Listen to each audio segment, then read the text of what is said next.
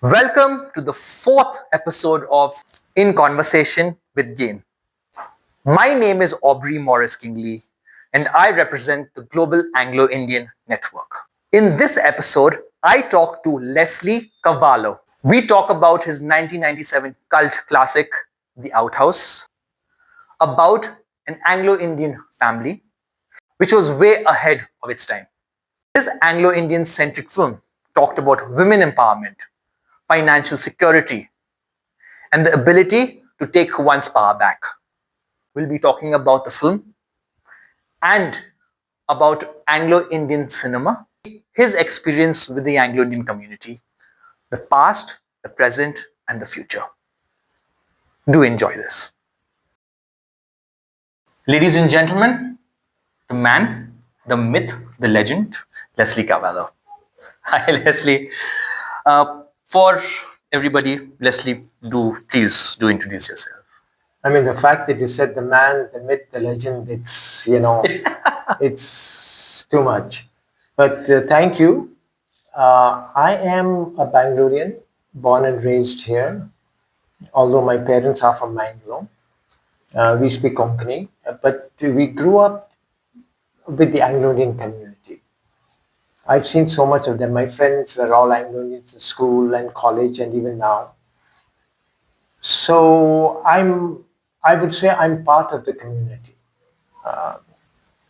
And then I went to school here in St. Charles Convent. I went to St. Germain School. I went to St. Aloysius School. I went to St. Joseph's College of Commerce. And then I worked in Deccan Herald. I started my career as a sports reporter.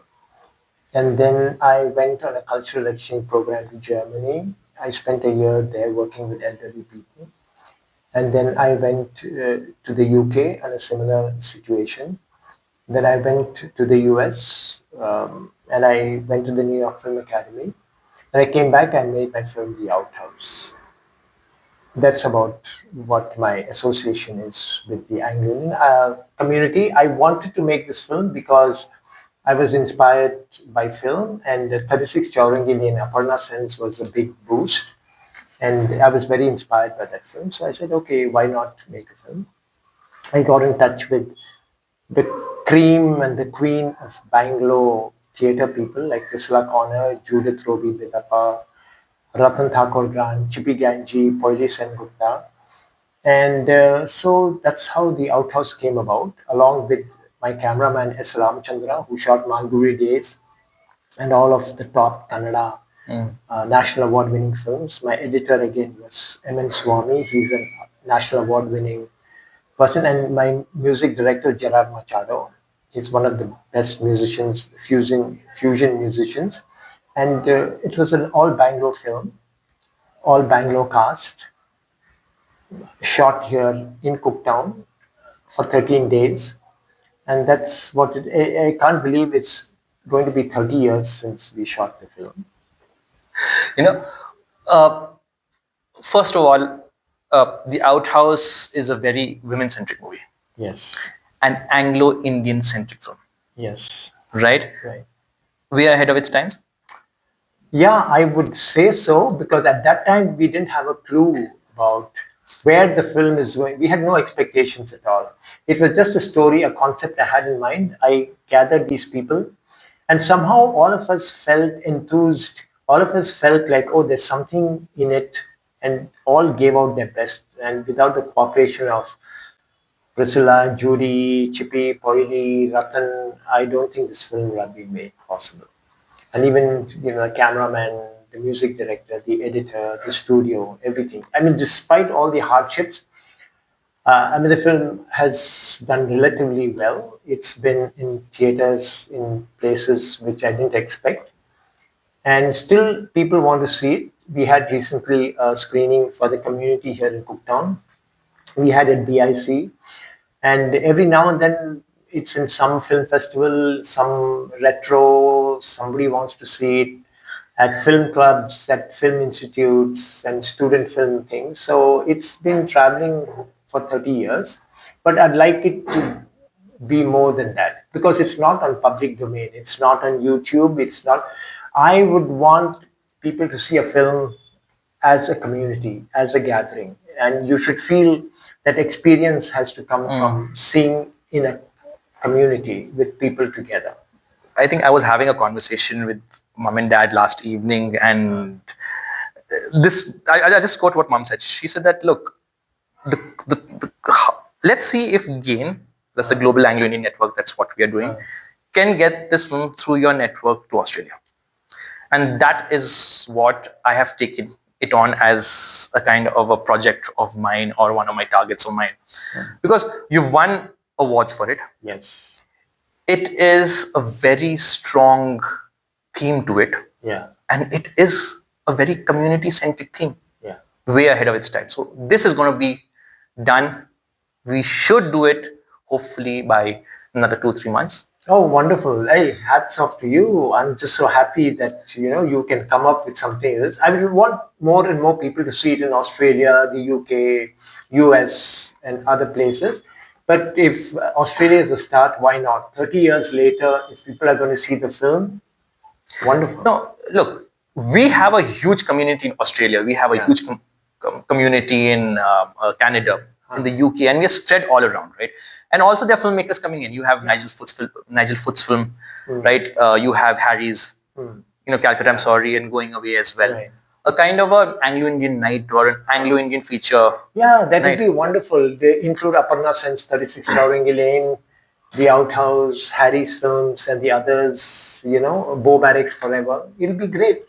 People can look at it and get a feel for the communities, know what exactly has... Fine. So, ladies and gentlemen, I'm going to make this promise. I apologize if it doesn't, but by this year end, we're going to have an Anglo-Indian film night. Oh, wonderful. Super. Excellent. Yeah. Great. If GAIN can't do this and we don't have these goals, and, we may be talking too much, let's see if it can be done. Let's have these goals, right? I mean, this is a powerful community if networked in the right direction. Yeah. And if you're not gaining from GAIN, what are we doing? What about this network? No, but that's a wonderful initiative. Yeah. Hats off. I mean, the fact that you are looking at it you're thinking out of the box, very innovatively, I'm sure it will work out, and... So what we're going to do on the website that we have launched as well, we're going to collate these films, right? And we're going to find partners who would show it. Okay. Right? And even if people coming to Bangalore, we have Perry, who we have kind of the first interview with. So we already have a place that we could actually have this night. I had my book launch at this place. Yeah, it was wonderful. Smoke on the Backwaters. Yeah. Right. That I'm going to put it on. Yes. Now, Leslie, okay, so you're not an Anglo-Indian, but according to Harry, who is also part of the Global Anglo Indian Network, you are an honorarian Anglo-Indian. Okay. I would actually say, and I'm going to be very straightforward here, you are more Anglo-Indian than more Anglo-Indians. Most Anglo-Indians. I don't know about that. I don't know about that, but hey, listen, I'll take this as a compliment. I'm happy. Oh, wonderful. Yeah. From your perspective, your view of the Anglo-Indian community, the past, your experiences, the present, and the future. Your point of view. Right. Okay. Like I said earlier, I grew up with the community. My friends were all Anglo-Indians. And for us non-Anglo-Indians, the Anglo-Indian community was this exotic looking. The women were very beautiful. The guys were really macho. And, they were in all of the sports and games. They did beautiful. They won athletic meets, all of that. So we looked at them with awe, with a lot of respect. And of course, there was also a little bit of caution from our parents, like, oh, listen, they're very, open and free and, enjoying kind. So that was something, we all wanted to be like the community people. And then the migration happened. They went away to Australia, to UK and other places. And then the ones who are here, they had this whites only policy earlier, where that really helped. And the ones who were not so white, or the less white or the colored, let's say, were not able to go. So it kind of, I think there was again this whole thing about race and color and prejudice. But then later on, when they opened up, many of the other Anglo Indians went to Australia and the UK and other places. But now the community is really vanishing. It's almost like non-existent. There are just few pockets here and there. In Bangalore itself, very few. In Chennai, in Kolkata and other places. It started off like the railway towns. But I hope that the ones who are abroad will kind of help with the community here, and maybe they can thrive and bring back the glory days. But I don't know how far it's going to happen, whether they would be interested in, because everybody is happy in their own little world, settled outside. So let's hope and see, where the community goes from here. I mean, that's why I think we have started the Global Anglo Indian Network, right? It's time to kind of get a little serious when it comes to networking, not just one event here or another event there, or another event here. Now, for example, if you were to make, again, I would take Nigel Foot, for example. You have made The Indian in Me, which I was a part of, right? And he has a new documentary coming out about jazz musicians in Goa. So he's raised capital there. And then he's also looking for a feature film. So we have our own Anglo-Indian multiverse, like the Avengers and the Marvels, right? So that is one part we hope to grow, as well as find solutions for movies that we already have. I'm sorry. Yeah. No, that's a very good idea, because at the end of the day, it is how you mobilize the resources you have and how we are able to put it across for the community, not just the Anglo-Indian community, but the others to take a look at it. Now, see, for example, when 36 Chowrangi Lane came, or my film came, The Outhouse, there were more non-Anglo-Indians who saw the film. There were more non-Anglo-Indians who saw the film, or even Bo Barracks Forever. Because I think people were interested to see what this film is about, or how they portray the community, how it speaks to non-Anglo-Indians, or even to Anglo-Indians. So I think, see, film is film, it's universal. Yes. So whether it could be in a small town, it could be in a huge town, in a rural place, it identifies, it engages people. Like they say, a film may not necessarily change life, but it changes the way we look at life. Now, we might have a certain perception about certain things, but when you see a film and you say, I can look at it this way. So that is a great thing. It's a magical moment. Now, coming back to how people view Anglo-Indians when it comes from the film scope, how do they actually, from your point of view, view them? See, earlier they made films like Julie and all of that, or, they portrayed them in a way that the general way people looked at them, fun-loving and bindas, but it's not true. Maybe a small portion of it, but most of the Anglo-Indians I knew were hardworking, dedicated. They did what they had to do, and they did it very well. So I try to portray that in my film. It is about domestic violence. It's about a woman gaining independence. She wants something for her life and for her children. Whereas 36 Chowrangi Lane looked at it, loneliness in the community. Bo Barracks looked at it in a different light. So it depends on the person making the film, what their perception is, what their idea is of the Anglo-Indian community. But I think one has to be honest and not paint a rosy picture, but honestly portray what they want to say without, getting too emotional, or, you have to detach yourself.